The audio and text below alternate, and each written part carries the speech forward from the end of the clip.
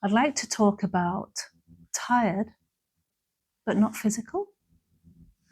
But before we talk about that, I would like to introduce myself. I'm Ghazala at the Heart and Soul Cafe. If you've been here before, thank you so much for coming back. And if you're here for the first time, you're very, very welcome. So tired, but not physical? So what do we mean by that? Well, I certainly get tired, and it's not always physical. So I'm tired mentally, psychologically, emotionally. And how does that happen? Well, in my line of work, where I counsel women who have also experienced child loss, I work in mental health, delivering mental health workshops and courses, accredited courses in mental health first aid. What else do I do? I do this YouTube channel where I'm talking about certain topics connected with mental health and grief. And sometimes I can feel that I have spent so much time and effort in talking about my topics that I talk about, and things that I feel that I know about and what I've studied in, what I'm qualified to talk about. And if I haven't given myself sort of time away from my work, I can feel quite tired, and it's not physical. Okay, so in this day and age, as well, in the life that we live, it's a very digital world, isn't it? The way we're always quite close to a device, whether it's a phone or a tablet or a laptop, or the television. We tend to be looking at screens quite a lot of the time. And that can maybe mean that we are sitting doing that a lot of the time. And we are, looking at screens, so our minds are being used, our eyesight is being, used, and we are possibly, working ourselves too hard. And even when we're not working, we can be, because the way life has changed and we sort of communicate, or we're on social media ever such a lot, times that we could be meeting up with a friend or reading a book, we're spending time on, watching videos on YouTube perhaps, or on other platforms that we have. So we could find ourselves getting quite drained and quite tired, and it's not physical, okay?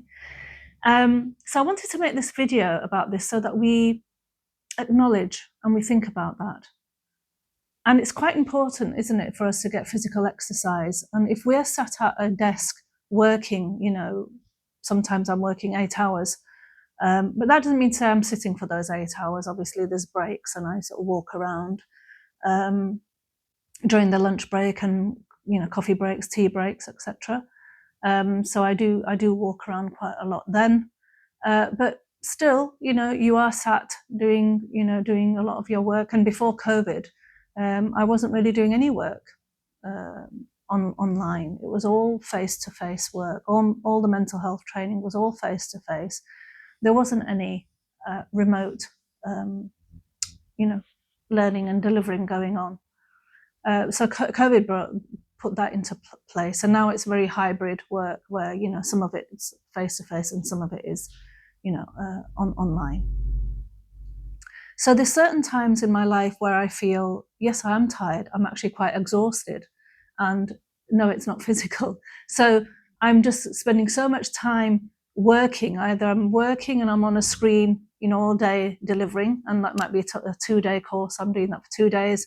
And then in the evening, it might be that I'm watching something else on my phone or on television, perhaps, trying to unwind.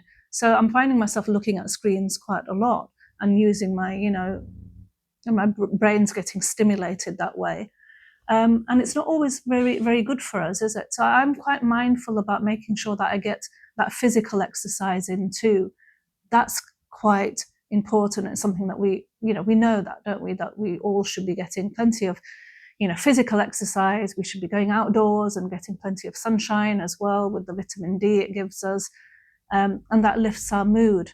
And when I'm very busy, working on videos for my YouTube channel, or I'm delivering mental health first aid training, and then I'm connecting with clients for counselling, and some of those clients might be through Zoom calls where we're not meeting face to face. It might be a phone call, but a lot of the time it can be a Zoom call, a video call. So I'm actually sitting and looking at a screen quite a lot, and if I don't put other things into place, I can really get quite tired, and it's not physical. So again, it's finding that balance, and it's making sure that you have that balance. If you do work a job where you're,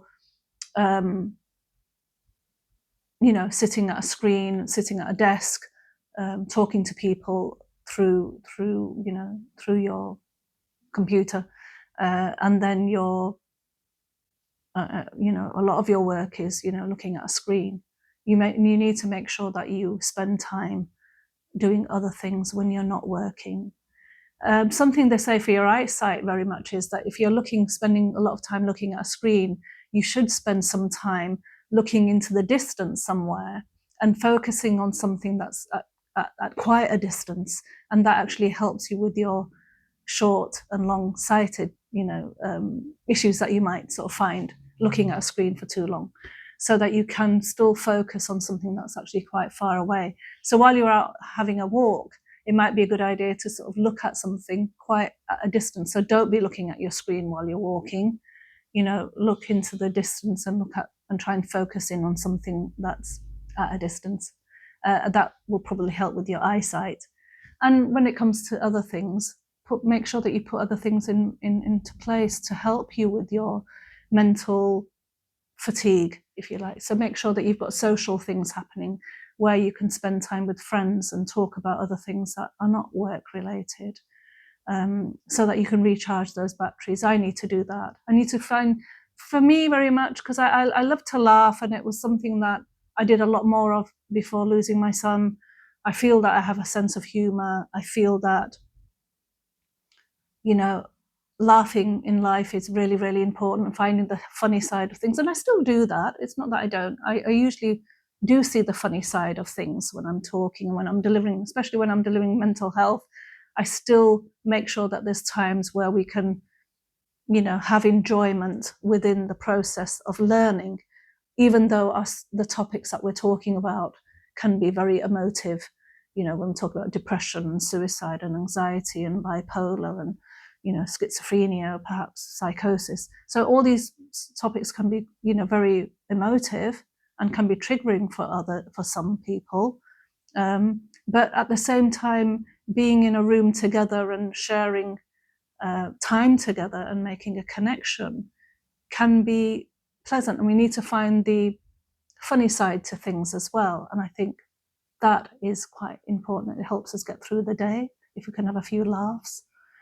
So I do make sure that I, connect with friends that I can have a laugh with, that make me laugh. And that you can't do that with everyone. Not everyone has the same kind of sense of humor as you. You don't always relate to people in that sort of same way. If I need to have a meaningful conversation, if I'm struggling mentally, then there's certain sort of friend that I would go to so that I could talk to that person and they would be a good listener. But if I need to just sort of let my hair down, if you like, and just unwind and have a chat, sort of about trivial things or everyday things and just have a bit of a laugh, then that is where I would turn to certain friends, for that reason, for those reasons.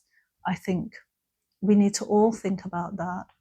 We all need to think about how we are using our brains and our eyesight. And in this world where we're on social media for such a lot and working on screens and sitting at our desks, we need to make sure that we've got a balance and make sure that we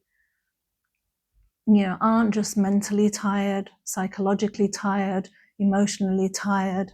We keep a balance, and we make sure that we get enough physical exercise as well, so that when we're tired, when we go to bed at night, we're sort of equally physically and mentally tired, and we rest ourselves mentally and physically at the same time. And then when we wake up in the morning after having 7-8 hours sleep, we are refreshed both physically and mentally.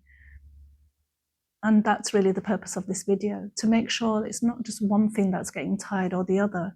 We sort of have an equilibrium on things, and we make sure we take care of ourselves physically and mentally. And if that means, journaling, reading a book, having a bath, bubble bath, perhaps cooking yourself a pleasant meal, sharing a meal with a friend, phoning your, friend that you haven't spoken to for quite a long time, and sharing and, catching up, then doing that. Anything cathartic that you might do. You might play an instrument, you might go do some gardening, you might like listening to podcasts, so you're just listening to something, you're not actually watching a screen. That might be good. So anything that you do. For me, it's very much breath work, meditation. I do physical exercise. I've been doing, Pilates for 2 or 3, I think maybe it's coming on to 3 weeks now. So yeah, it's very good actually. It's only 15 minutes that I do.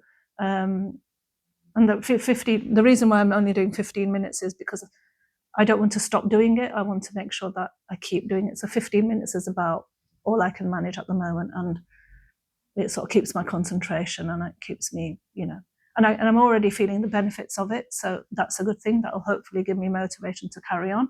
I might, start and do 20 minutes perhaps, but at the moment it's 15. But I do make sure that I get plenty of walking. I walk at least 10,000 steps a day.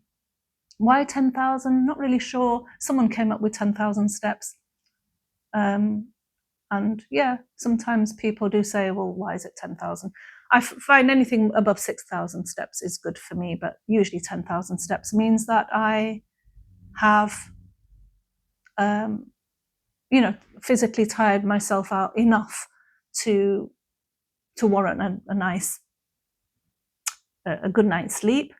So that's the way I measure it. If it felt that 10,000 steps was far too much, then I probably would have reduced it, or if I felt that it wasn't enough, then I would have increased it. But 10,000 steps is something that I can do. Time-wise, it's about 1 hour, 40 minutes of walking. So at least an hour and a half of walking, which then means that you've covered 10,000 steps, and I do that on a daily basis. So yeah, some of the things I do. Please share what you do to help with your mind, emotionally, psychologically. When you're tired, what kinds of things do you put into place? If you found the content of this video helpful, please do comment, please do like, please do subscribe. Thank you for watching this video. I look forward to seeing you in the next one. Until then, look after your hearts and souls. Thank you.